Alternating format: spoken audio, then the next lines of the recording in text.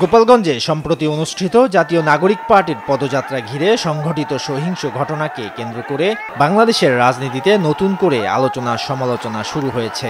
জুলাই আন্দোলনের ছাত্র নেতৃত্বের নতুন এই দলটি দেশের বিভিন্ন জেলায় তাদের পদযাত্রা কর্মসূচি চলাকালে ভিন্ন নামে গোপালগঞ্জ মুখে কর্মসূচি কেন নিয়েছিল, আর সেই কর্মসূচি উস্কানিমূলক পরিবেশ তৈরি করেছিল কিনা, এসব প্রশ্নে চলছে নানা আলোচনা। এই ঘটনাকে ফ্যাসিবাদী আওয়ামী লীগের নতুন ফাঁদ হিসেবে আখ্যায়িত করে রাজনৈতিক মহলে চলছে চুলচেরা বিশ্লেষণ। অন্যদিকে বিভিন্ন মহল থেকে আইনশৃঙ্খলা বাহিনীর ভূমিকা এবং সরকারের প্রস্তুতির দুর্বলতা নিয়েও প্রশ্ন উঠেছে।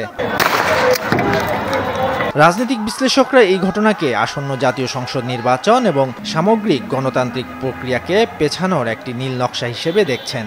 তাদের মতে গোপালগঞ্জের ঘটনা ছিল আওয়ামী লীগের ষড়যন্ত্রের অংশ এবং এখানে পতিত ফ্যাসিস্টের দোসরদের কারসাজি পরিষ্কার। এনসিপি গত 1 জুলাই থেকে দেশ জুড়ে জুলাই পদযাত্রার ধারাবাহিক কর্মসূচি পালন করছে। গোপালগঞ্জে এনসিপির পূর্ব নির্ধারিত জুলাই পদযাত্রা কর্মসূচির কয়েকদিন আগে থেকেই সামাজিক যোগাযোগ মাধ্যমে নানা উস্কানিমূলক প্রচারণা শুরু হয়। এ সময় বঙ্গবন্ধুর সমাধি ভেঙে ফেলা হতে পারে এমন প্রচারণা রীতিমতো আগুনে ঘি ঢালে।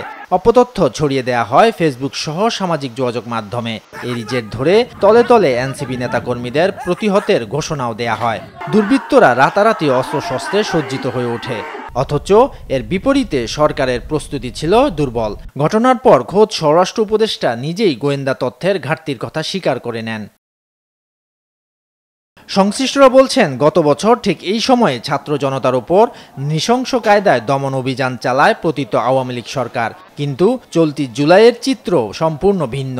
এই মুহূর্তে সেই বর্বরতা প্রচারের বদলে মূলধারার গণমাধ্যম থেকে শুরু করে সামাজিক যোগাযোগ মাধ্যমে ব্যাপকভাবে চর্চা হচ্ছে গোপালগঞ্জের সংঘর্ষ।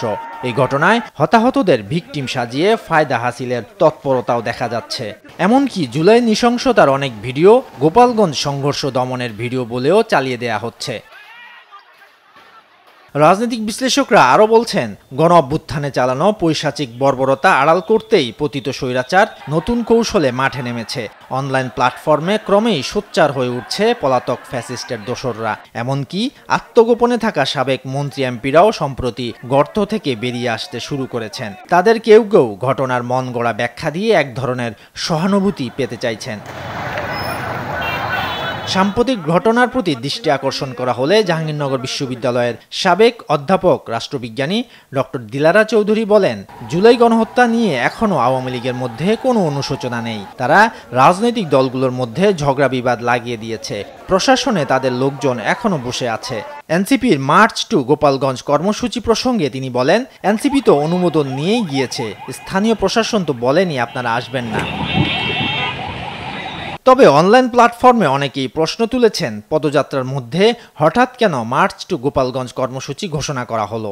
এ বিষয়ে এনসিপির মুখপাত্র আরিফুল ইসলাম আদিব জানান, 1 জুলাই দেশ জুড়ে পদযাত্রা কর্মসূচি ঘোষণার পর জনতার ব্যাপক সাড়া পাওয়া যায়। কিন্তু গোপালগঞ্জ যাত্রার আগে আমরা নানা ধরনের হুমকি পাচ্ছিলাম। এ কারণে কর্মসূচিতে একটু বাড়তি মনোযোগ দিতেই মার্চ টু গোপালগঞ্জ ঘোষণা করা হয়।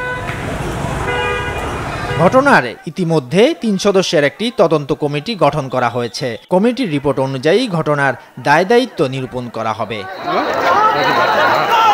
শরীয়তুল্লাহ, বৈশাখী সংবাদ।